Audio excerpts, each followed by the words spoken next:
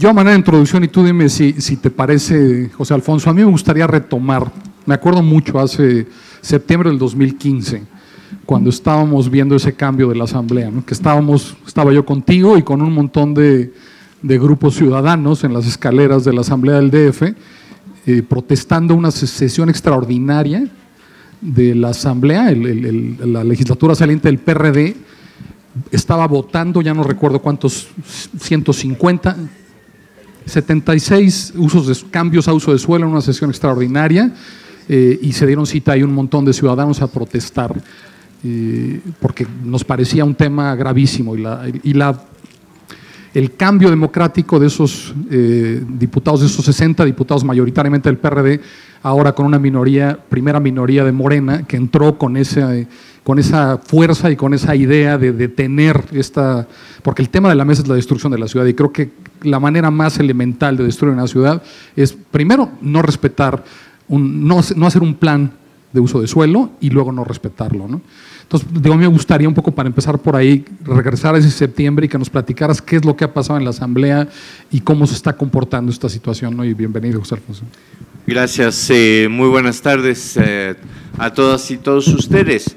Bien, lo que ha pasado de aquel septiembre del 2015 a este mayo del 2017 es que la guerra pasó de baja intensidad a alta intensidad, derivado fundamentalmente por la conciencia ciudadana, conciencia vecinal de que las cosas no se están haciendo bien, de que la ciudad dejó de ser habitable, dejó de ser vivible para convertirse en un nicho de negocios, de oportunidades y de especulación urbana que la gente no quiere. De aquellos grupos que nosotros vimos en esa escalinata a la última sesión que tuvimos, fue el jueves pasado, si no mal recuerdo, con ellos, hay ya un frente que es impresionante, José Ramón Paloma, es impresionante que ya llegan a más de 300 organizaciones que sin distingo de procedencia, de clase social, de niveles educativos, se han dado cuenta de que a esta ciudad se la está llevando el mancerato de forma por demás inadmisible. O sea, nosotros lo hemos venido diciendo y hemos venido frenando dentro de nuestras posibilidades esta ambición por querer imponer un programa general de desarrollo urbano que lo único que busca es regularizar las ilegalidades que ya se han pues constituido. Yo pongo un ejemplo que a mí me parece el más aberrante de todos.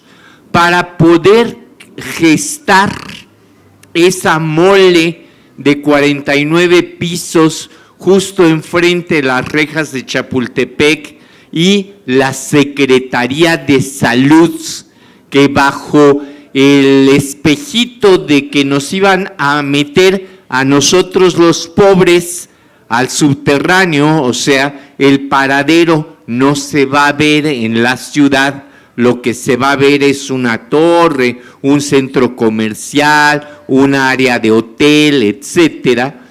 Tuvieron que crear algo que es maravilloso porque es la irrealidad, un polígono envolvente. Arquitectónicamente, ¿qué es un polígono envolvente? Pues es como una figura geométrica que envuelve algo. Pero para que ese polígono envolvente pudiese tener las facilidades de construir lo que pretenden, pues le dieron un número falso y entonces se crearon el número Avenida Chapultepec 550, que no existe, nunca ha existido y que comenzó a existir al momento en que la maquinaria de la simulación y de la corrupción empieza a crear los documentos como es una cuenta catastral, como es el registro ante el registro público de la propiedad, y lo hacen del lado de Avenida Chapultepec, del lado que le corresponde la numeración a la colonia Juárez, para poder entonces utilizar lo que llaman ellos transferencia de potencialidad, es decir, si en Avenida Chapultepec, del lado de la Juárez, se pueden construir edificios de 12 pisos, con la transferencia de potencialidad se puede subir 3 veces más esos niveles, y no lo hacen con un número del lado de la colonia Roma, porque en la colonia Roma la altura máxima permitida sobre Avenida Chapultepec en ese tramo es de 6 niveles. Entonces no les iba a dar para los 49 pisos que desea. Y no lo hacen con una dirección que sería la que le podría corresponder, que sería la continuación de la avenida Tacubaya, o bien la que le cambiaron ahora el circuito interior José Vasconcelos, que sería la que le correspondería porque el CETRAM parte sobre esa avenida, porque sería sobre una numeración y una calle que no les da para la altura, porque hay un edificio catalogado por Bellas Artes, que es la Secretaría de Salud, y un bosque, que es el de Chapultepec. Y en estas locuras, para evitar esa destrucción, nos tuvimos que ir a buscar una cédula real de la reina Juana, que emitió el 23 de junio de 1530, en donde le otorgó a los habitantes de México Temistitlán el bosque de Chapultepec y sus fuentes de agua, sustentada ella a su vez en una de las 7 partidas de Alfonso X el Sabio, en donde a su vez se sustentan en el Éxodo, cuando Moisés toca con una vara la roca y de esta roca sale el agua en el desierto, y entonces desde allí se concibió que el agua es un derecho de todas y de todos. Y entonces, trayendo esa reflexión, soportamos esto de sacar a relucir del baúl de los ancestros imperiales de quién sabe quién, es la cédula real que nos permitió hasta hace unos días sostener un amparo en contra de la torre. Y digo hasta hace unos días porque no nos echaron abajo la cédula real. ¿Qué creen que hizo el juez para echar abajo el amparo? Que yo no tengo interés jurídico en el asunto, y que mi vecina, la señora Verónica, que tiene su edificio en la calle de Lieja, tampoco tiene interés jurídico en el asunto. Es decir, a mí como legislador me desconocen lo que me dio el mandato del voto popular, y a mi pobre vecina, que es casateniente, que tiene interés jurídico, toda vez que su propiedad está enfrente de donde va a quedar esa torre, tampoco se lo reconocieron porque pasa la calle de Lieja. Y entonces, por ese hecho, ya no tiene interés jurídico. Pero a ver, un poco no sé qué tanto tengan el contexto, a mí sí me gustaría un poco, porque estás hablando de un caso muy específico de cómo la ciudad… Pero muy emblemático. Muy emblemático, claro, cómo la ciudad se ha convertido en un negocio inmobiliario y cómo han logrado privatizar calles, parques, en este caso un cruce, un nudo de transporte en la glorieta de Chapultepec.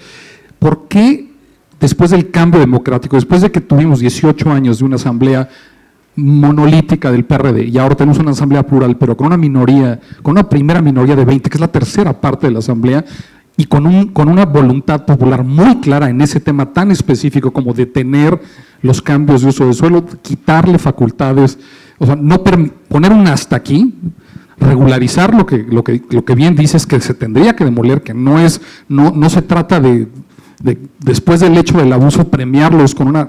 ¿Por qué no se logra hacer esto? ¿Qué es lo que está pasando que detiene que la asamblea camine en esa dirección a partir de que se supone que hubo un cambio, ¿no?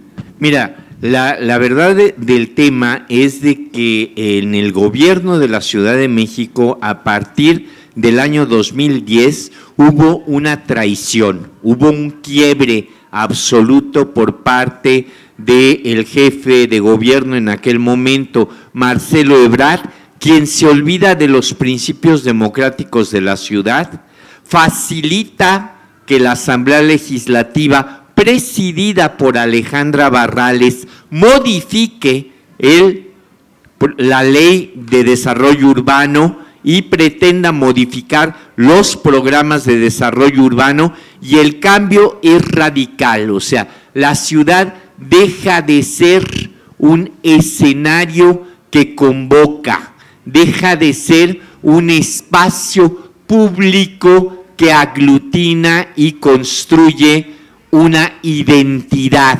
La ciudad se convierte en este enorme negocio de construir, construir y construir, a pesar de que la gente que vive allí no quiere esas construcciones.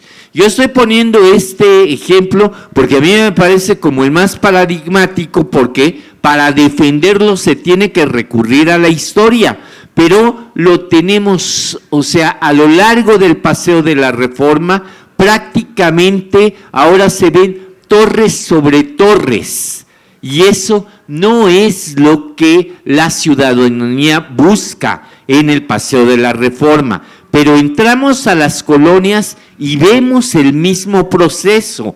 Ahorita, aquí mismo en la delegación Azcapotzalco, yo conozco movimientos muy intensos de vecinos y vecinas que están luchando porque los están queriendo los pueblos y los barrios tradicionales transformar en lo que fueron tu colonia y mi colonia, la Roma y la Condesa. Ahora que esa clase media, y se los digo con conocimiento de causa, o sea, a mi casa ya llegaron a ofrecerme X cantidad de dinero por mi departamento, somos 6 departamentos nada más, pero un terreno sí muy grande, y nos ofrecen venirnos a vivir a Azcapotzalco en una vivienda más o menos similar en dimensiones, etcétera.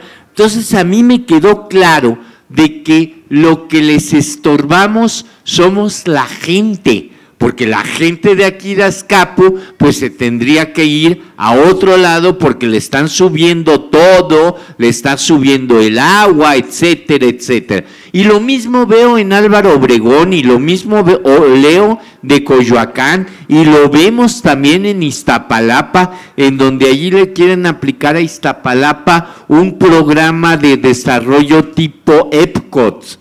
¿Tú te acuerdas que en Orlando no había nada? Nada, absolutamente. Y para poder atraer a la gente a Cabo Cañaveral o Cabo Kennedy, tenían que generar algún atractivo intermedio. Y eso fue, el primer museo fue Epcot, luego fue Disney World, luego el SeaWorld, etcétera, etcétera. Y hoy Orlando es una congregación de atractivos turísticos. Y bueno, yo me fui de espaldas cuando vi que la jefa delegacional de Iztapalapa llevó a todo el cuerpo diplomático, porque hay que posicionar la pasión de Iztapalapa como un atractivo turístico. Eso ya pierde totalmente el valor popular que tiene esa representación para quien la lleva a cabo. O sea, ya se transforma totalmente. Al rato va a salir Mickey Mouse encabezando a los centuriones, ¿no? Casi, casi. O sea, es hacia donde vamos. Y eso es lo que hay que frenar. Y hay 46 compañeros y compañeras que no lo entienden, o si lo entienden, no le quieren entrar con la enjundia que se requiere para regresar a que la ciudad deje de ser una marca CDMX y vuelva a convertirse en una ciudad de sus habitantes y para sus habitantes. Otra manera en que la ciudad se ha convertido en un negocio es en la movilidad. Héctor Serrano, que estaba en la oficina de Mancera, se desplazó a esa secretaría y ha iniciado una cantidad de obras de las que Paloma quiere hablar a detalle, pero que también en el fondo reflejan lo mismo, ¿no? Están convirtiendo las banquetas, los estacionamientos en negocios que está rentabilizando la propia ciudad, ¿no? No sé, Paloma. Sí. Mira, yo creo que, bueno, tal como estaba diciendo José Alfonso, como decía José Ramón, la verdad es que hemos estado perdiendo espacio los ciudadanos en la Ciudad de México, en todos sentidos, ¿sí? Y ya no hablemos de las libertades que hemos estado perdiendo también en la Ciudad de México. Pero yo quería hablarles sobre todo del tema de la movilidad, porque me parece que desde que se formó esa secretaría, que de verdad me parece como algo verdaderamente chusco llamarle Secretaría de Movilidad, cuando desde que se formó lo único que nos ha hecho es inmovilizarnos a todos los que nos transportamos en la Ciudad de México, ¿no? Ha sido verdaderamente terrible, porque hemos dejado de poder circular tranquilamente por muchas razones, ¿no? Yo quisiera leerles ahí un pequeño texto que escribí sobre esto, que dice: el significado de la Secretaría de Inmovilidad, porque no se le puede llamar de otra manera, con medidas que ha tomado según esto para facilitar el tránsito por ella. Empecemos con la obsesión que tienen de pensar que esta ciudad tiene una dimensión de 1.728 kilómetros cuadrados, sea una ciudad donde la bicicleta sea el principal vehículo de transporte. Sé que muchos dirán de los grandes beneficios que trae, tanto para la salud como para evitar los gases contaminantes, pero quiero decirle que esto último es verdad, pero a medias. Y yo estaría de acuerdo con el uso de la bicicleta si hubiera sido de una manera racional el diseño de por dónde sí y por dónde no puede haber ciclovías y qué tan rentables son al quitarle carriles de circulación a los automóviles para que pase una bicicleta cada 2 o 3 horas. Pero la irracionalidad la han llevado a límites insospechados y en nombre del cuidado del medio ambiente han hecho las mayores burradas, como por ejemplo en la avenida 20 de noviembre, una vía principal dentro del caótico centro histórico que conduce al Zócalo y que era de las pocas avenidas que funcionaban bien. Y no solamente ponen un carril de bicicleta, sino que además para protegerlos ponen unos grandes macetones. Pero eso no es todo. Para que la gente se relaje y disfrute a gusto de la contaminación, ponen unas mesitas con sillas y otros macetones para protegerlos. Y así, una avenida como esa, que en algunos tramos tenía 6 carriles, resulta que se convierte en algunos tramos en 3 y en otros en 2. Pero tenemos que agregar que el incentivar el uso de la bicicleta ha hecho que los usuarios de ella se sientan los dueños de las calles y muchos de ellos no respetan un semáforo, circulan en sentido contrario y nadie previó, al no tener el registro de esos vehículos, el poder sancionarlos porque no hay ningún reglamento. Pero bueno, hablemos también del reglamento de tránsito, del nuevo reglamento de tránsito, que dice el señor Mancera: el reglamento de tránsito es para salvar vidas y lo que nosotros tenemos que hacer es optimizar todos los gases contaminantes que llegan a la Ciudad de México, pues lo que queremos es que no lleguen. Pero los resultados presentados por expertos del Centro de Ciencias Atmosféricas de la Universidad Nacional Autónoma de México, en los que advierte que, entre otras cosas, que el nuevo reglamento de tránsito incrementó los niveles de contaminación y que a más vehículos a menor velocidad producen mucha más emisión de contaminantes. Porque ese reglamento, entre muchas otras cosas, reduce la velocidad de muchas de las vías o te hace pasar de una velocidad de 80 kilómetros por hora a 40 de una manera súbita, o prohíbe la vuelta continua a la derecha, o lo que es más terrible es que deja a criterio del oficial de tránsito la gravedad y el monto de las multas, ya que hay mínimos y máximos, como el no definir el insulto a la autoridad. Y yo me pregunto, ¿qué será más grave? ¿Una mentada de madre o una señal? O también el uso del claxon excesivo, ¿cómo lo miden? ¿Como un pitido prolongado o como una repetición de pitidos cortos o otra mentada? ¿Y qué me dicen sobre todo del nuevo mobiliario urbano? Grandes tambos y conos anaranjados, barreras azules y blancas que se instalan indiscriminadamente y hasta llegan a cerrar el paso de algunas vías, generando congestionamiento kilométricos. Y si hablamos de miles y miles de los volardos, que no sé si ustedes, yo por primera vez sabía a qué llamaban volardos, que son esos tubitos que ponen… Pinches palitos rompehuevos, dice Paco, que está ahí en primera fila, ¿no? Así es. Así es la definición de volardos. Bueno, los miles de volardos, los pequeños camellones, las jardineras, las macetas y toda clase de objetos que se multiplican por toda la ciudad más rápido que las cucarachas y que su única función es acotar el espacio por donde pueden circular libremente los autos y que ahora reducen los carriles y los cruces, provocando aún más congestionamientos.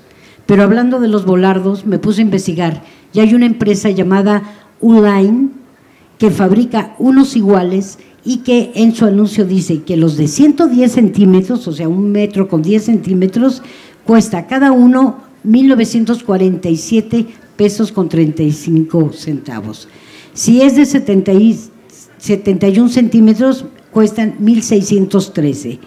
Pero si es decorativo, cuestan 7,772 pesos. ¿Se dan cuenta del negocio brutal?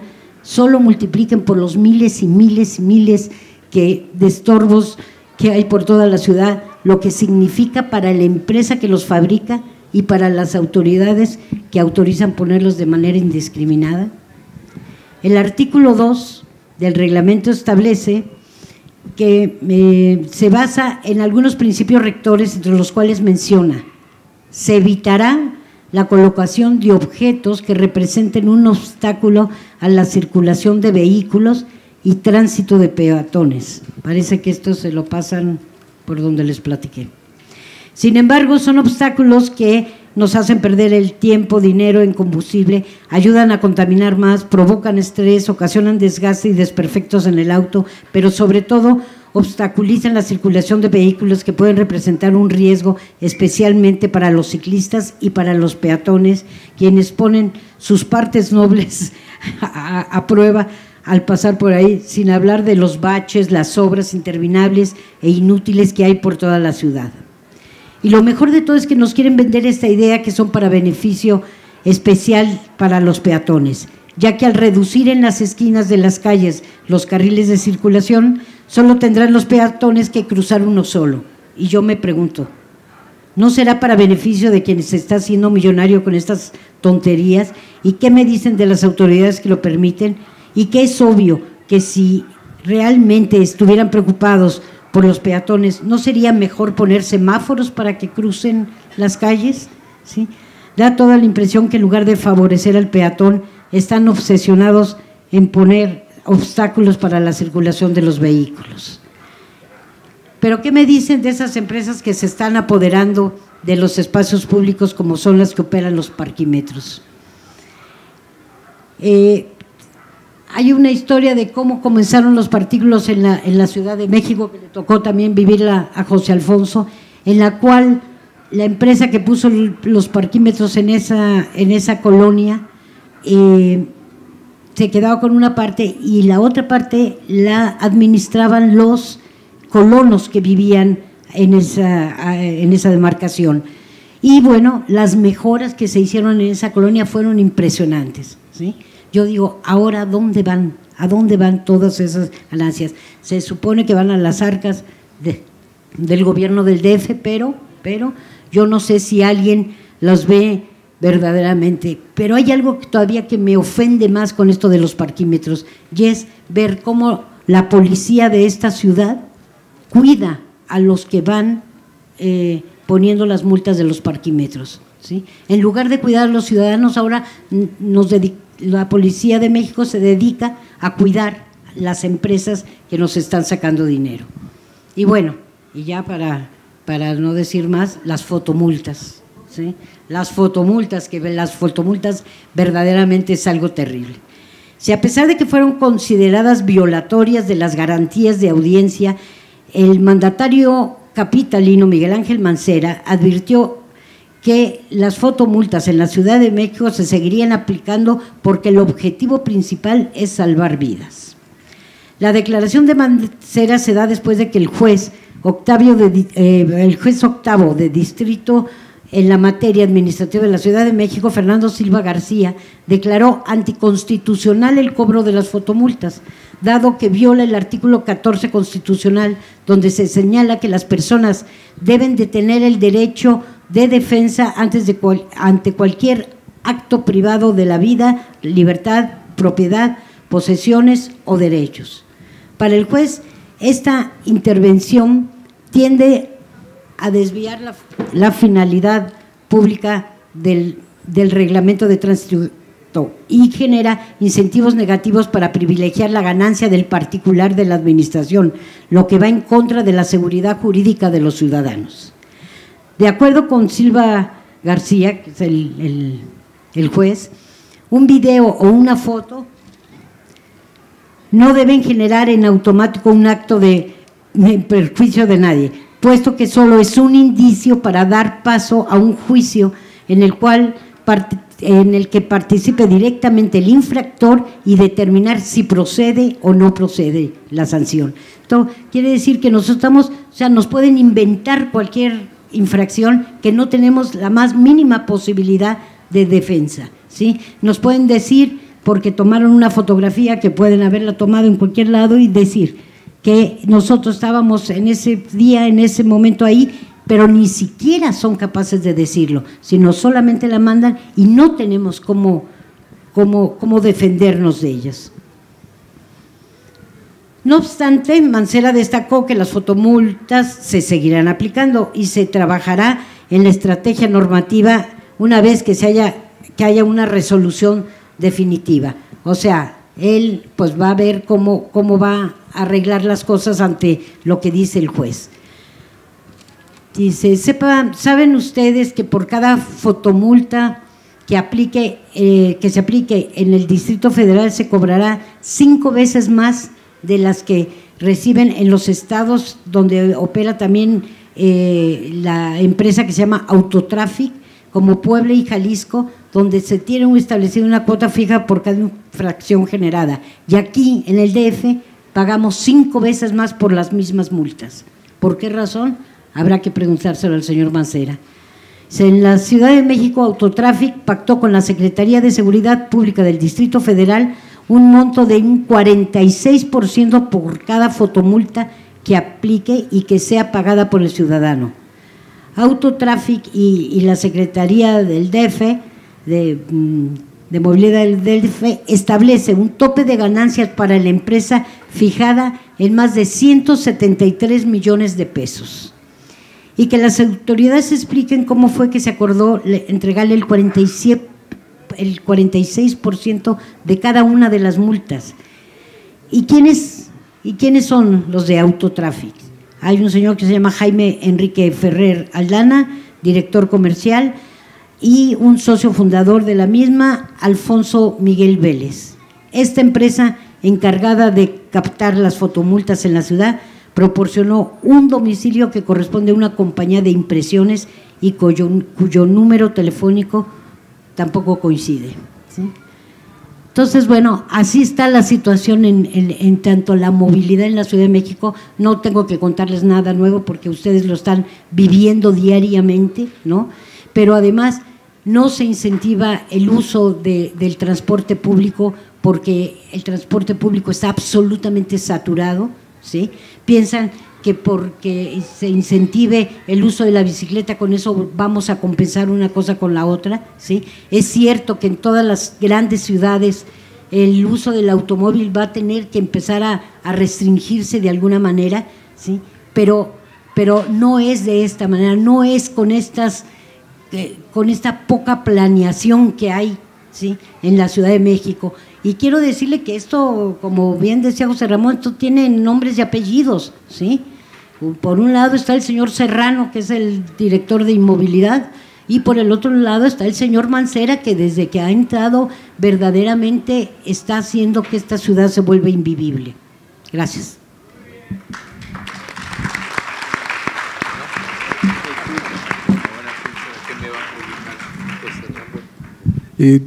Qué lástima que no vino Javier González, porque él tenía una anécdota que me contó y quería empezar con eso. Alguna vez cuando era director del metro, en una cena en su casa, nos dijo, es que el problema de esta ciudad es que cuando llega una nueva legislatura, que por cierto duran 3 años, que es una cosa ridícula, o sea, no tienes tiempo ni de asumir la dimensión de los problemas y ya está saliendo, ¿no? Porque ya tienes que ir a campaña, ya tienes que… Pero bueno, me decía, así le escribía a Javier, que fue líder de la bancada del PRD en el Congreso, decía, lo único que hace un diputado en la Asamblea del DF es preguntarle a su líder de bancada por quién tiene que votar, y al mismo tiempo que le pregunta eso le pone una pila de folders en la mesa y le dice, pero todos estos proyectos me los aprueban. Es lo único en lo que piensa un diputado. O sea, él está hablando obviamente del 2015 para atrás, pero me pareció una manera tan contundente de describir los cortos plazos y las cortas miras de un político que en 3 años ya está pensando en el siguiente trabajo y lo único que hace cuando entra es poner 10 proyectos o 50 o 100, no sé cuántos en la mesa y votar como le dice el jefe de bancada. Y me parece que, o sea, a mí me parece desolador, ¿no? Habiendo participado y también saco otra nota que tuve contigo que esa sí es positiva, la de Chapultepec, que es un proyecto que a lo mejor lo recuerdan, propuso esta agencia también, la ProCDMX, una agencia que se inventó Mancera para financiar, invertir en las calles de la ciudad y convertirlas en espacios privados, privatizar de facto algo como la avenida Chapultepec y convertirla en un centro comercial.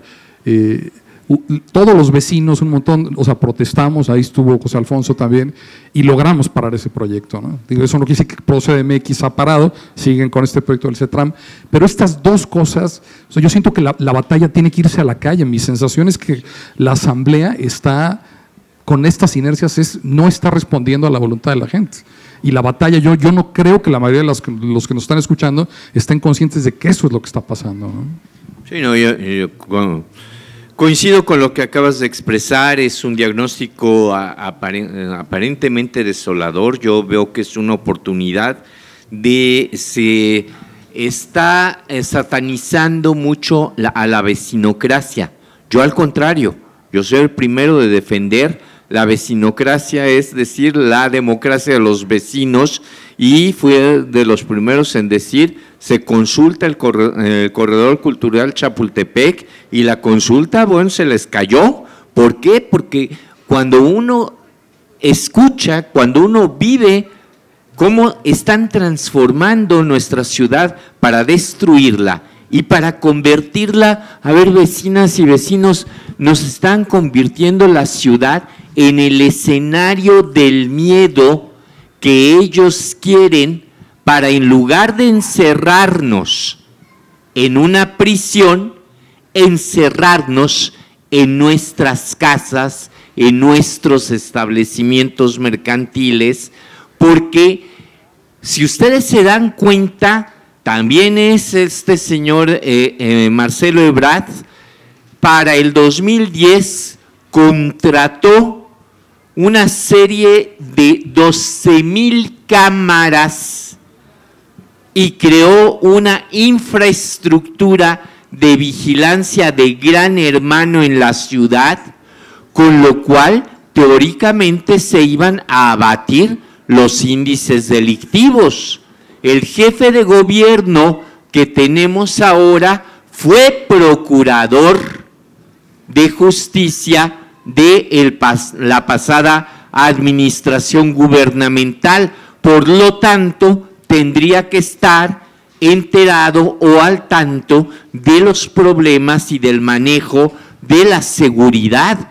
Y yo les quiero decir que antes de que se votara a el ingeniero Cárdenas como primer jefe de gobierno electo de esta ciudad, Óscar Espinosa Villarreal nos entregó la ciudad con 550 homicidios anuales y 14,600 vehículos robados. Hoy, en mayo del 2017, este muchachito Mancera, el año pasado, entregó la ciudad otra vez con 550 homicidios y llevamos 18,000 vehículos robados. ¿De qué nos sirven las 12,000 cámaras y toda la policía cibernética que tenemos? Yo digo que sí sirve. Lo que pasa es que la visión se ha cambiado radicalmente. Hoy la policía es una policía testimonial, presencial, solamente presencia las cosas, solamente da testimonio de lo que le piden, ya no nos cuida, porque lo que quieren es que nos encerremos para que entonces los espacios públicos los puedan ellos privatizar para crear otra forma de encierro que no es usual para nosotros, que se llaman los centros comerciales. Vean cómo proliferan centros comerciales como si hubiera tanto dinero para comprar. Lo que pasa es que la gente está cambiando la plaza por el centro comercial. Era uno de los retos o preguntas que yo tenía con la autoridad del espacio público, que esa es otra que también hace de las suyas, que le comentaba yo, a ver, vas a modificar el Zócalo de la Ciudad de México. ¿Ya tienes el permiso del INAH y del INBA? Sí, ya lo tengo. Vamos a hacer las escalas para ver si no hay vestigios, etcétera, etcétera. Pero ¿qué quieres hacer en el Zócalo? ¿Por qué no le preguntamos a la gente qué quiere del Zócalo capitalino, que es el corazón, es la plaza pública más importante de la ciudad y de la historia? Porque ha sido plaza pública a lo largo de casi 7 centurias. Me dice, no, porque van a salir con diferentes ideas. Nosotros tenemos una muy buena idea. Vamos a ampliar un carril más para peatonalizar. ¿Peatonalizar qué? Si lo que tú estás organizando allí constantemente son una serie de actividades lúdicas importantes, y qué bueno que le vayas a poner armellas para que ya tenga uno donde jalar las lonas de la Feria del Libro de septiembre, ¿no? Qué bueno que le pongan un sistema eléctrico para que los stands tengan acceso al servicio eléctrico. Pero a ver, oye, y si la gente empieza a decirnos, y la gente ya nos lo está diciendo a través de las redes, ¿por qué se quitaron el jardín que existía hasta 1952? Y hay gente que a mí me está bombardeando con fotografías y postales de un zócalo que era un jardín, como en cualquier zócalo de provincia. Y bueno, yo le tengo que decir a la gente que en aquel entonces lo que se hizo fue, bajo una visión muy soviética, crear una gran plaza cívica para recibir a las manifestaciones obreras de burócratas, y que el problema se convirtió en el 68, cuando la manifestación, el estudiantado, llegó hasta el Zócalo capitalino, o como cuando nosotros tomamos el Zócalo para hacerlo una gran plaza de cultura y manifestar así en contra del robo de la presidencia en el 2006.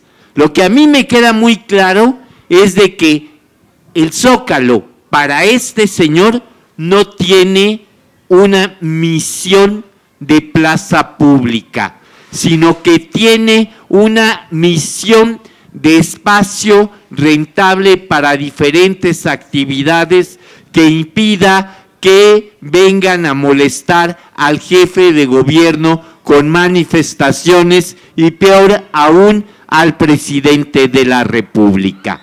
Y hablando de lo de seguridad de la policía presencial, que es la que tenemos ahora, a ver, les comparto con ustedes una de mis más recientes frustraciones. Estamos con los vecinos de Santa María la Redonda, uno de los barrios más antiguos de la ciudad, el Teatro Blanquita, conocen el Teatro Hidalgo, la Plaza de la Santa Veracruz. Bueno, esa colonia chiquita que está allá atrás es el barrio de Santa María Cuepopan, Santa María la Redonda. Estamos trabajando con ellos para mejorar calidad de vida, recuperar el orgullo de barrio, etcétera. Estamos trabajando con la Nana, que está ubicado allí, con los museos, con los 3 curas. Ya conocemos todos los conflictos religiosos entre parroquias que han existido a lo largo de la historia. Estamos resolviendo. Bueno, hemos pedido que nos manden 2 policías turísticos para cuidar la Plaza de la Santa Veracruz durante el periodo que abren los museos. ¿Y ustedes creen que llevo 9 meses y no me los pueden otorgar?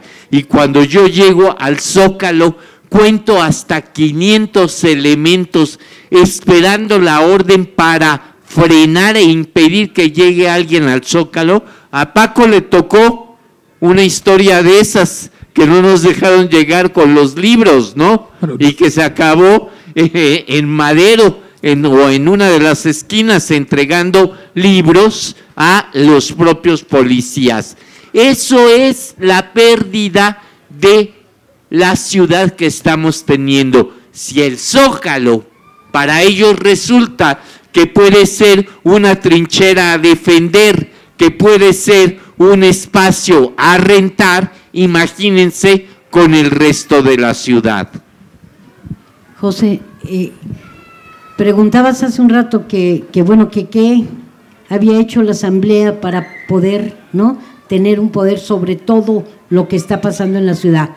Bueno, es muy evidente, desafortunadamente, a pesar de la mayoría de Morena dentro de la Asamblea, ¿sí?, cuando se alían todo el resto de los partidos, ¿sí?, y se le suma además a los traidores del PRD, ¿sí?, pues aplastan cualquier iniciativa que se pueda nombrar. Entonces, yo creo que por eso es tan importante justamente que seamos los ciudadanos los que demos esa batalla, ¿sí?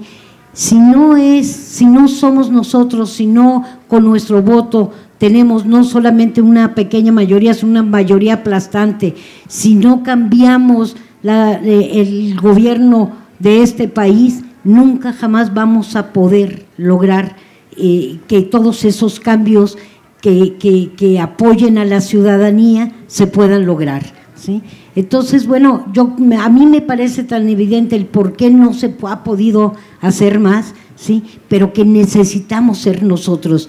Yo creo que cada uno de los que están aquí en estos momentos escuchando está muy consciente, ¿sí?, de que de alguna manera se nos está yendo de las manos la ciudad, ¿sí?, que estamos perdiendo cada día, ¿no?, el poder, el control de esta ciudad, además maravillosa ciudad, ¿sí?, y que, como bien dice José Alfonso, que quieren volverla una marca y que no lo es, que es una ciudad con una historia que no la pueden negar y que no la van a convertir en marca para poder venderla, que eso es lo que está haciendo el señor Mancera, ¿sí?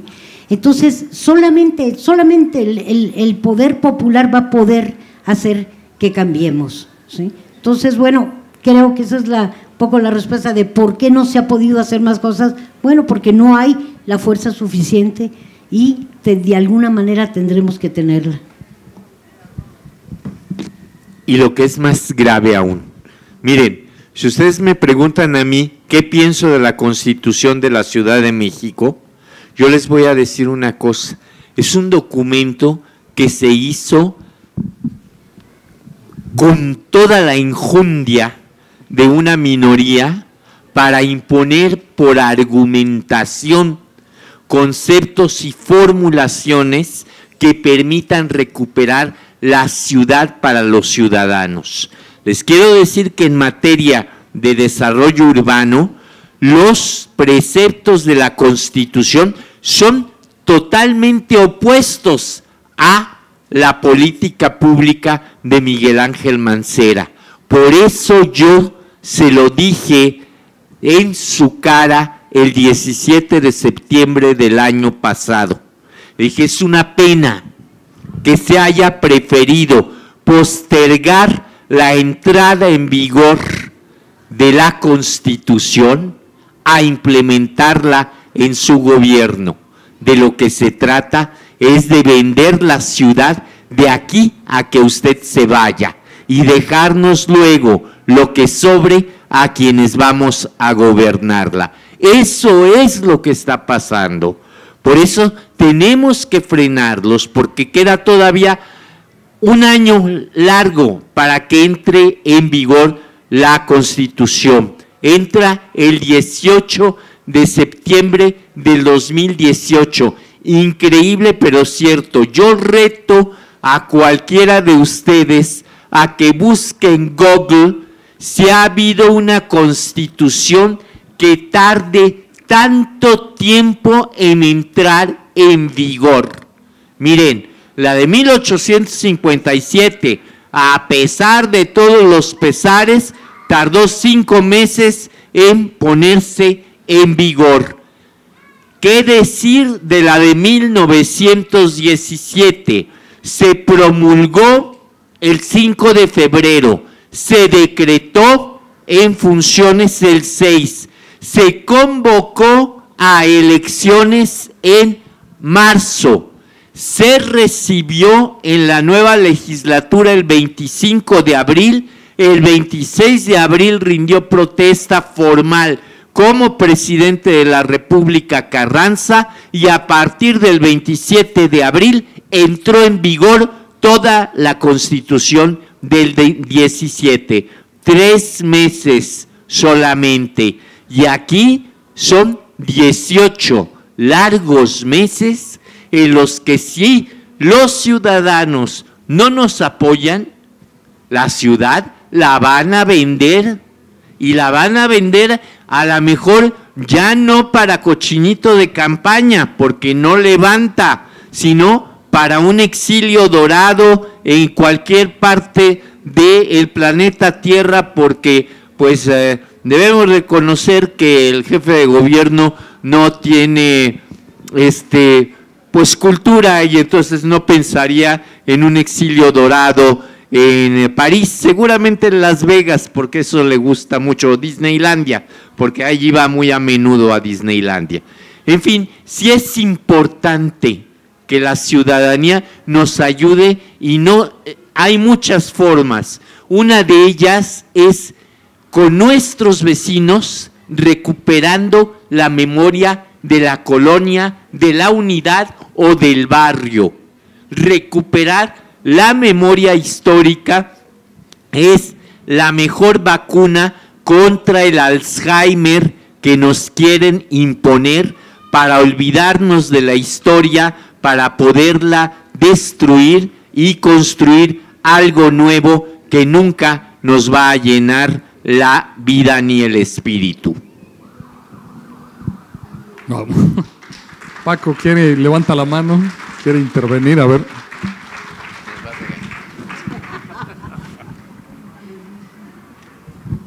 Dos observaciones, porque me parece muy importante lo que estamos conversando. La primera es sobre el criterio que Paloma señala correctamente de las fotomultas. ¿A quién se le puede ocurrir, en sano y honesto juicio, poner en manos de un privado la existencia de las multas de tráfico cuyo interés fundamental es recaudar al máximo? O sea, ¿cómo puedes poner en manos de tener una cierta criminalidad en manos de alguien que se beneficia del aumento de la criminalidad? Para una empresa cuyo mayor interés es que haya muchas violaciones de tránsito, le pones en mano y cuya única regla es ganar más dinero, porque ese es su negocio. ¿Cómo puedes privatizar un sistema de multas de tráfico en plena lógica? Estás estimulando a que haya más infracciones o pseudoinfracciones. He visto infracciones delirantes. Por manejar a más de 50 kilómetros permitidos, la multa dice manejaba a 51 kilómetros. No mames, no hay aparato que genere esa precisión en el planeta, ¿sí? Porque va generando 48, 52 en la normalidad. Y entonces, ¿qué interés tiene generar esa fotomulta fuera de recaudar? Y recaudar para unos privados que están en convivencia con el aparato público. Entonces, esto para la primera idea. La segunda, el concepto falso de estamos generando una ciudad para peatones. Una ciudad de 32 kilómetros por 28 no puede ser peatonal. La condición de peatón es temporal.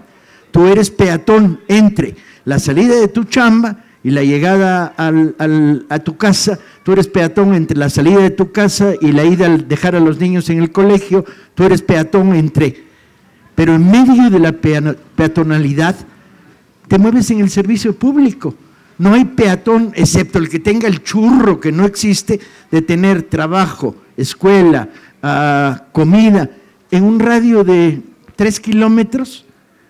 Dígame un mexicano, un chilango que sea así. No hay. Y entonces, ¿cómo concibes una ciudad para peatones? Cuando lo que tienes que concebir es una ciudad de transporte mixto. Peatón, bicicleta, transporte público, transporte privado. Entonces, ¿en qué lógica perversa viene una deformación de la falsa idea? Para que yo cruce una avenida y tarde, en lugar de 32 segundos, 24 segundos, le quitaron 2 carriles a los automóviles.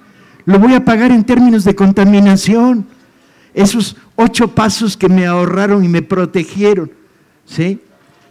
No existe razón de ser, es todo basura acumulada.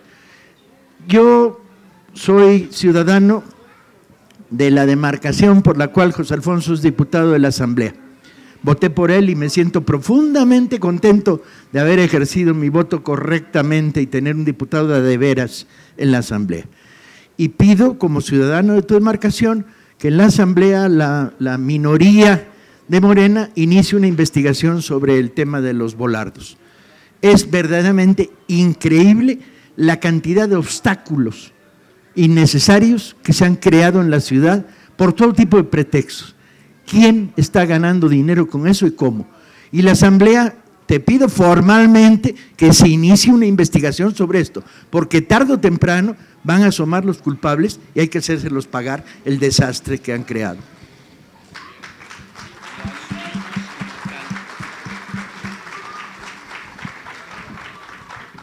Ya, me entró una duda. La siguiente presentación está programada a las 6 o a las 6:10. Porque son las 6:15, o sea, hay 15 minutos más. No sé si quieren abrimos la... ¿Sí?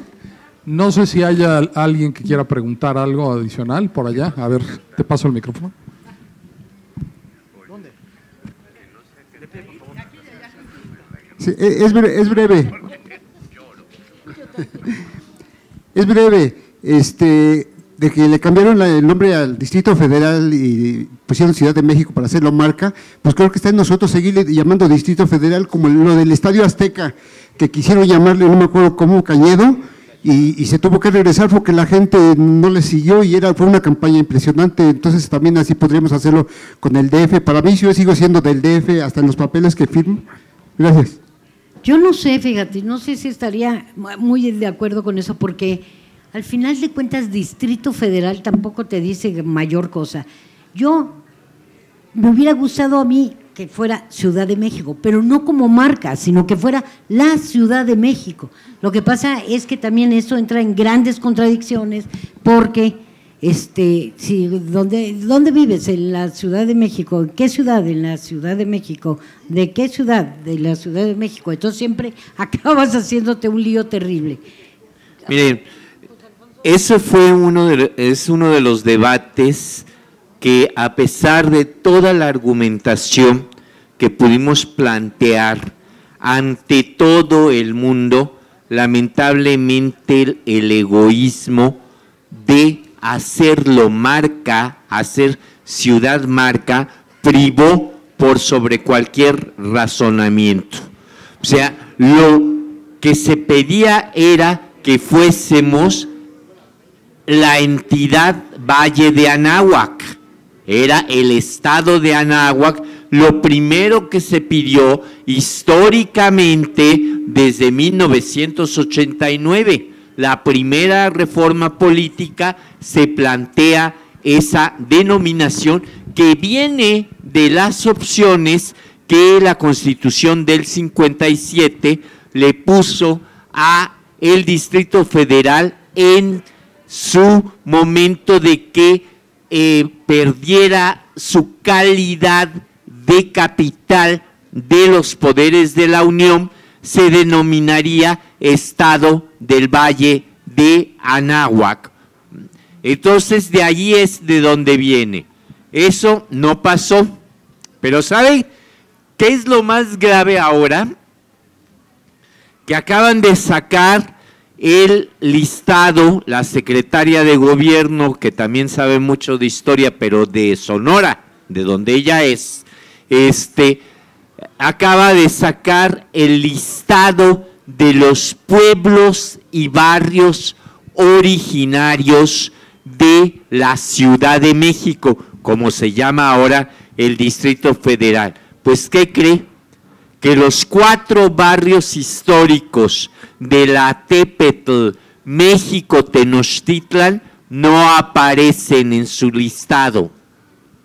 Si aparece Tlatelolco, si aparece Atlampa en la delegación Cuauhtémoc, pero Cuepopam, Moyotla, etcétera, los 4 barrios me los desapareció. Y hay una tendencia a desaparecer a la Ciudad de México. Yo nací en 1953, mi último hermano nació en 1959, los 3 tenemos el acta de nacimiento, dice que nacimos en la colonia Juárez, Ciudad de México. Quienes nacieron, por decir algo, compañeros míos del colegio, que lo registraron cerca del Hospital Español, decía nacidos en la Ciudad de México. Y quienes nacían en Azcapotzalco, se decía nacido en Azcapotzalco, Distrito Federal. Es a partir de 1971 cuando se pierde la denominación Ciudad de México para dar origen a lo que conocemos como Delegación Cuauhtémoc, Miguel Hidalgo, Benito Juárez y Venustiano Carranza. El territorio de la antigua Ciudad de México. Pero hay esa situación, además, llamarle Ciudad de México a la entidad va en contra de la historia, porque es anterior Azcapotzalco que México Tenochtitlan. Es anterior Cerro de la Estrella, Iztapalapa, que México Tenochtitlan. Es anterior Tlalpan, Tláhuac, que México Tenochtitlan. México Tenochtitlan fue, recuérdenlo ustedes, un islote santuario de expulsados de las laderas del lago. Es allá donde se refugiaron los aztecas. Fue el último emplazamiento antes de la llegada de los españoles. Entonces, o sea, el poner Ciudad de México homologó a todas las otras civilizaciones y culturas distintas que existen en la entidad. Y eso que nos la damos de ser una entidad de vanguardia y defensora de los derechos de los pueblos originarios y de los barrios originarios, los planchamos a todos con el CDMX.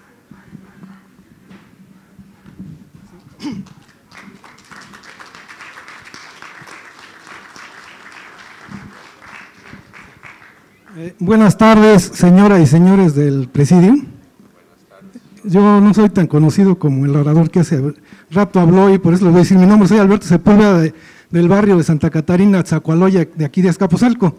Mi intervención es en el sentido de un asunto que nos interesa mucho aquí, que son los 3 artículos de la Constitución del Distrito Federal 57, 58 y 59 acerca de pueblos y barrios originarios.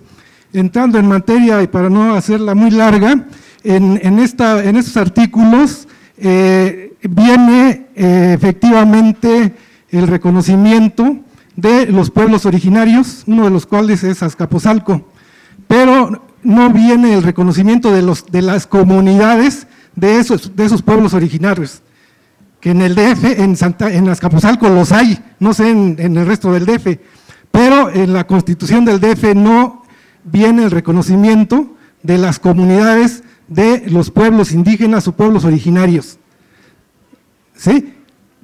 Siendo que la Constitución de los Estados Unidos mexicanos mandata, ¿sí?, que el reconocimiento de los pueblos indígenas y de las comunidades de los integrantes de pueblos indígenas debe hacerse en las constituciones y en las leyes de las entidades.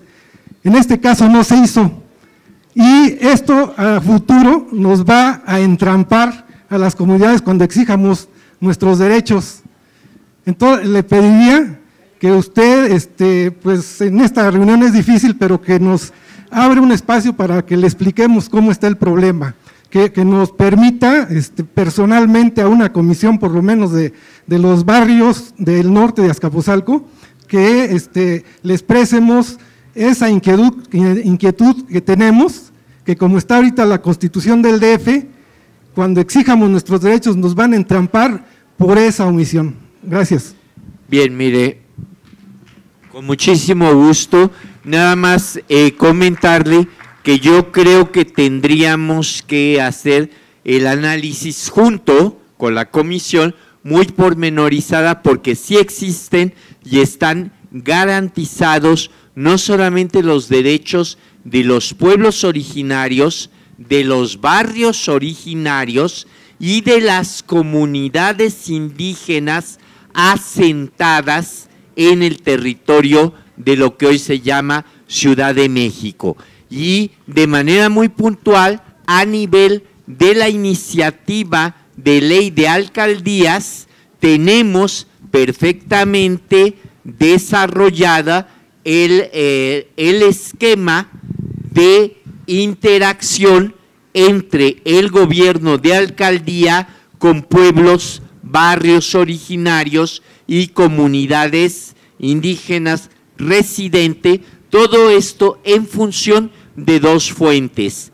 La primigenia, que es el artículo 1 y 2 de la Constitución Política de los Estados Unidos Mexicanos. Artículo 1 por todo lo que compete a lo internacional que se integra al marco jurídico, y el segundo que es el especializado en derechos de pueblos originarios. Y si usted ve el enunciado de estos 3 artículos que me señala, el título se llama de los pueblos y barrios originarios y comunidades indígenas, y vamos a encontrar cómo sí se encuentran ubicados, y va a ser una novedad, no va a ser muy sencillo, pero yo considero que después de haber tenido la oportunidad de conocer mecanismos de interacción con pueblos originarios en algunas otras partes del mundo, no es tan complicado el asunto. Lo único que se necesita es tener convicción democrática, saber escuchar y respetar la ley. Es lo que necesita un alcalde o una alcaldesa para garantizar los derechos de sus pueblos y barrios. ¿Alguien más? Creo que no. ¿El micrófono dónde quedó? ¿Qué tal? Buenas tardes. Preguntota, bajo la lógica que sí están comentando que se está moviendo tanto gobierno federal como el gobierno de la Ciudad de México, que es reventar todo en menos de un año, de venderlo, lo que es este grupo parlamentario, que tal vez es una minoría por parte de Morena, hay 3 aspectos fundamentales que para mí son importantes y quisiera saber qué es lo que están proponiendo o qué es lo que se está haciendo con respecto al tema del agua, que por ejemplo para mí es muy importante. Por ahí he escuchado al doctor Alfredo Jalife Rame con algunos puntos de vista, con el estrés acuífero que está teniendo lo que es el Distrito Federal.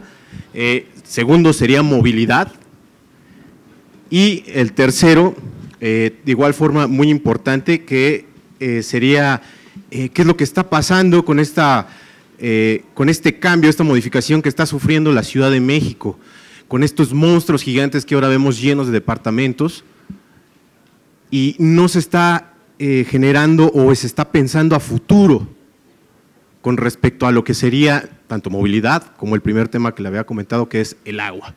Bien. Mira, como grupo parlamentario nosotros hemos decidido que el agua, la propia Constitución de la Ciudad de México en su inciso 3, literal F del artículo 9, marca explícitamente que es un bien y es un derecho, y por tal motivo es colectivo y es inalienable, imprescriptible e inembargable. Pues estamos partiendo de defender, dentro de lo que las fuerzas nos dan legislativamente, y estamos pues solicitando que una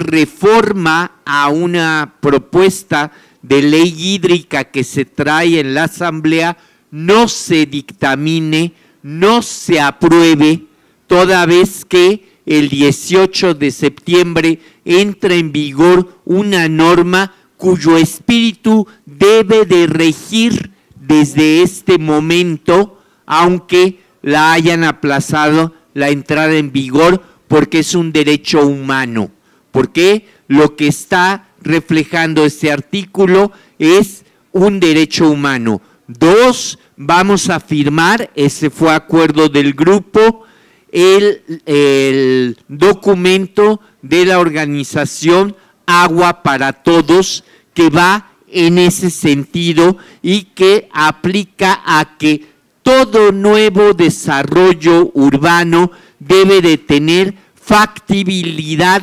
garantizada de agua para su autorización. 2, la cuestión de movilidad. Allí nuestra postura es poco escuchada. Nosotros decimos que a lo que hay que aportarle es al transporte público de la ciudad, a defender al metro como la última empresa pública del país, y que si les sobra tanto dinero, a ver, yo se los digo abiertamente, a mí me indigna que digan que yo aumenté el boleto del metro. Si yo hubiera aumentado el boleto del metro a 5 pesos, les juro que Miguel Ángel Mancera no sería mi empleado, porque yo tendría la facultad del jefe de gobierno. No, fue al revés. Él nos orilló a no darnos dinero, y cuando yo reviso la cuenta pública del año 2013, que es el año del aumento, veo que obtuvo un superávit de 13,000 millones de pesos cuando se requerían para detonar el proyecto de reconversión del metro 2,100 millones de pesos. ¿Qué quiero decirles? Que no nos lo quiso dar. Y ahora que hay dos compañeros míos, un grupo de compañeros que están pidiendo que se regrese a 3 pesos, lo están pidiendo porque no ven mejoras y porque sí vemos que el gobierno cada día recauda más y dedica menos recursos al transporte público de la metrópoli, no solo de la ciudad. Y eso es lo que podría resolver mucho del tema de movilidad.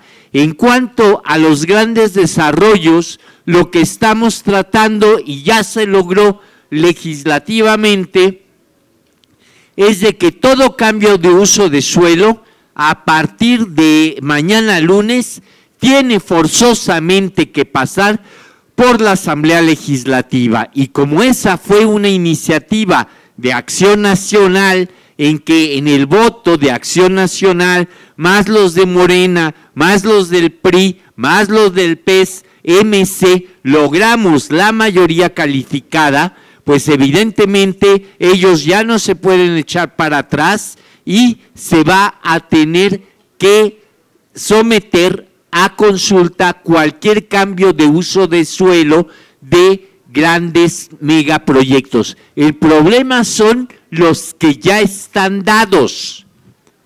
Ese es un problema que es ahí donde tendremos que acudir con los vecinos. A aquellos que no han iniciado proceso de construcción, puede haber posibilidades de redimensionarlos para hacerlos más acordes a las necesidades humanas de los habitantes de en donde se van a desarrollar.